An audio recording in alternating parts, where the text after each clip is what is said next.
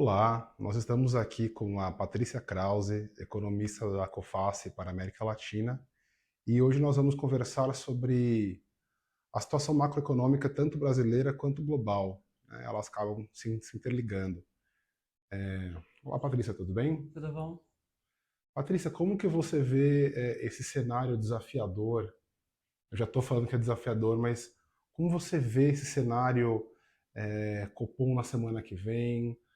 O FONC também, nós vamos ter uma super quarta. Uhum. O cenário tem mudado rapidamente, né? O risco parece que aumentando, tem muita especulação, mas também o mercado começa a ter algumas dúvidas, né? Hoje o Uhum. boletim Focus reviu as expectativas para a Selic 2024 e muitas dúvidas, né? Como que você vê isso? Isso, a semana que vem vai ser uma semana decisiva e bem aguardada, né?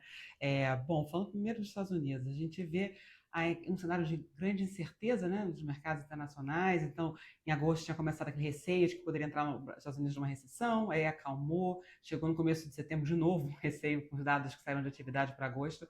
O nosso cenário passa de desaceleração gradual, né? Então, a gente fala de um PIB saindo de 2,5 para 2,2 esse ano e 1,8 ano que vem. Né? A gente tem, então, do lado da economia americana, alguns dados, essa desaceleração pontual, gradual, que a gente imagina, os números de PMI que saíram, o mercado de trabalho, saiu o payroll na semana passada, também indicando perdeu força no mercado de trabalho, mas é importante falar que a gente não está falando de destruição de vagas, né? A gente está falando que está desacelerando. Então, eu acredito que seja de fato um cenário gradual e a inflação também melhorou. Teremos mais dados de inflação essa semana, que obviamente também serão bastante aguardados. Né? Na quarta-feira sai a inflação consumidor americana, a do produtor também na quinta, então com certeza isso pode ajudar, mas pela comunicação mais recente, né, dos dirigentes do Federal Reserve, dá a entender, de fato, há espaço para começar a reduzir juros. Então, a gente imagina que deve ser um corte de 0,25, né, na semana que vem. Por outro lado, no Brasil, a gente está vendo esse momento distinto, né? A atividade que tem surpreendido para cima, então a gente está com uma projeção a gente mudou nossa projeção depois do PIB que saiu semana passada, nossa projeção estava em 2,2%, ajustamos para 3%.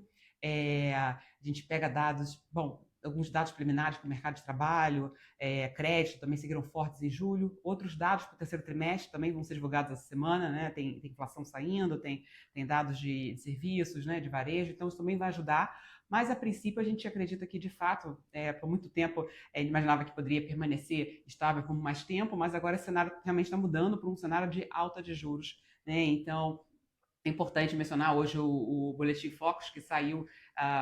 O mercado estava cada vez mais falando sobre isso, mas ainda no Focus não estava mostrando, né? E aí hoje saiu de 10,5 para 11,25. Então não foi aquela alta de 0,25 que a gente costuma ver mais frequentemente, né? Ajustes aos poucos. E aí a gente acredita de fato que deve ter uma alta de 0,25. Então, no mesmo dia temos um corte nos Estados Unidos, finalmente, né? Com o mercado esperando, enquanto no Brasil, sim, deve subir em 0,25 na próxima quarta-feira. E quais são os efeitos práticos desse diferencial de juros que tende a aumentar? O Uhum. mercado colocando muita pressão no Banco Central. O Banco Central tende a aumentar pelo menos 0,25, Uhum. algumas apostas de meio ponto, mas 0,25 é quase que um consenso. E o Fed cortando lá nos Estados Unidos. O que esse diferencial de juros significa de modo prático? Bom, aí eu acho que o efeito principal, né, a curto prazo, é o efeito no câmbio. Né? É claro que taxa de câmbio é sempre a pior variável para tentar fazer previsões, né? A gente pode ter outras N variáveis domésticas e externas que podem influenciar ali também no dia ou nesse período, mas se você tem redução de juros nos Estados Unidos e aumento no Brasil, você vai estar aumentando esse diferencial de juros, né, como você mencionou, e que deveria ajudar na apreciação do real. Né? Então, isso deveria ser o movimento esperado logo após. Né? Bom, um aumento de juros também por aqui, a ver também se isso pode ter essa melhora no câmbio, né, do curto prazo, e com isso também ajudar um pouco as perspectivas de inflação, né, que é, no fim das contas, o que também busca o Banco Central na hora que pretende subir juros. Né? Então a gente pode ver a curto prazo, com as tendências se confirmando, um câmbio, o real se valorizando pelo menos nesse curto prazo. Eu acreditaria em algum movimento de valorização por conta desse efeito, né, da política monetária, essa diferença, aumento diferencial de juros. É claro que a gente sabe que também há muita expectativa sobre a questão fiscal e claro que se tiver novidades a respeito positivas ou negativas, isso pode refletir no câmbio, mas tudo mais constante, eu acho que sim, que poderia ter esse efeito de apreciações. Você acha que o Banco Central aumentar a Selic como tende a acontecer, indo a 11,25, indo a 11, mas aumentando, Uhum. você acha que é o caminho correto a ser seguido? Sim, acho que de fato, quando a gente olha as expectativas de inflação do que tinha no começo do ano, com o patamar atual, né, houve uma piora. Se a gente olha no horizonte importante para o Banco Central, então final de 2025, você está ali numa inflação já bem distante do centro da meta de 3%, né? A gente está numa 3,9%, então, assim, há esse receio, há também essa expectativa do mercado, então acho que se isso não for de fato confirmado, né, pode ter um efeito negativo. Acho que sim, que infelizmente é um remédio amargo, né? A gente sabe o efeito que isso tem sobre a capacidade de pagamento das empresas, né, das famílias, mas enfim, acho que nesse momento realmente é necessário. Muito se fala sobre o Banco Central mesmo fala mesmo, e o mercado também sobre a credibilidade, Uhum, né? Essa mudança de gestão que está iminente, daqui a poucos meses, uhum, o Galípolo vai entrar substituindo o Campos Neto. uhum. Como você vê esse cenário? Você acha que o mercado está cauteloso em relação a isso ainda? Quer ver o Galípolo agindo para ver se realmente ele vai manter esse tom hawkish, né? Uhum, Que ele falou que não vai poupar esforços sim. para trazer a inflação de volta para a meta. Como que está esse cenário de transição de poder no Banco Central? É claro que, assim, todos os detalhes, a gente vê o mercado interpretando qualquer, né, todos os detalhes da fala, isso com certeza é importante, mas eu acho que isso perdeu um pouco de força, eu acho que mostrado bastante em linha com os demais dirigentes e a preocupação que vai fazer, você mencionou, o que for necessário para levar a inflação para a meta. Então, acredito que a princípio isso não deveria causar grandes ruídos, né? É claro que teremos mais uma prova disso na próxima reunião. Vamos ver como votarão o Galípolo e os demais, né, membros. Mas acredito que será uma transição, de certa forma, tranquila, né? E, bom, alguém que já está lá, que vai ter dado sinais de como está votando, né? E também é um voto em meio dos demais, né? Então não é, enfim, não é, não vai ter todo esse poder ao fim das contas, né? Mas enfim, eu acredito que seria uma transição tranquila. Agora falando sobre os Estados Unidos, né? Uhum, Voltando a falar sobre os Estados Unidos. Você descreveu um cenário que são criadas menos vagas, mas não foram, né, o mercado não necessariamente está ruim. O mercado de uhum, trabalho continua aquecido lá, mas está chegando num consenso do que se esperava. Né? Já se espera há algum tempo que sim. finalmente comece a mostrar sinais de desaceleração para então o Fed cortar as taxas. Você vê um cenário de soft landing, de pouso suave, é isso? Sim, o nosso cenário de soft landing, a gente acha então que vai sair de um crescimento que a gente estima de 2,2 para esse ano para 1,8 ano que vem, e que isso faz parte essa normalização assim, né, perdendo força do mercado de trabalho. Não acreditamos que vai ser uma forte queda, um cenário recessivo.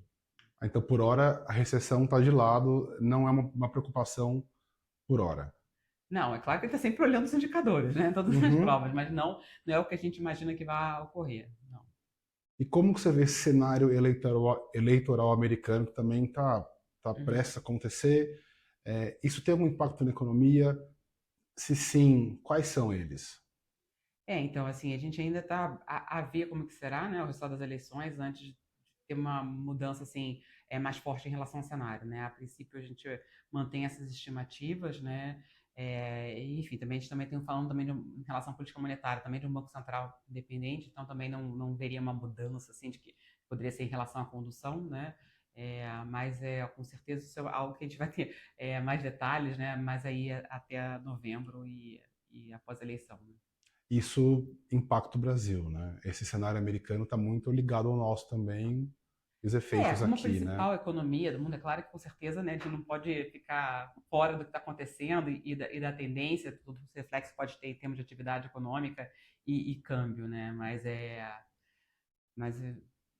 haver medidas protecionistas que podem ser tomadas para o lado do comércio, né, também, então também poderia ter algum impacto em relação ao Brasil. Né? Não é o mercado que a gente mais olha, que a gente olha com mais preocupação, né? Por exemplo, eu olho para a América Latina, então eu olho para o México, né? Então a gente tem uma relação mais, em relação ao México muito mais importante em relação às eleições, né? Mas com certeza também no Brasil também é algo, um ponto a ser acompanhado.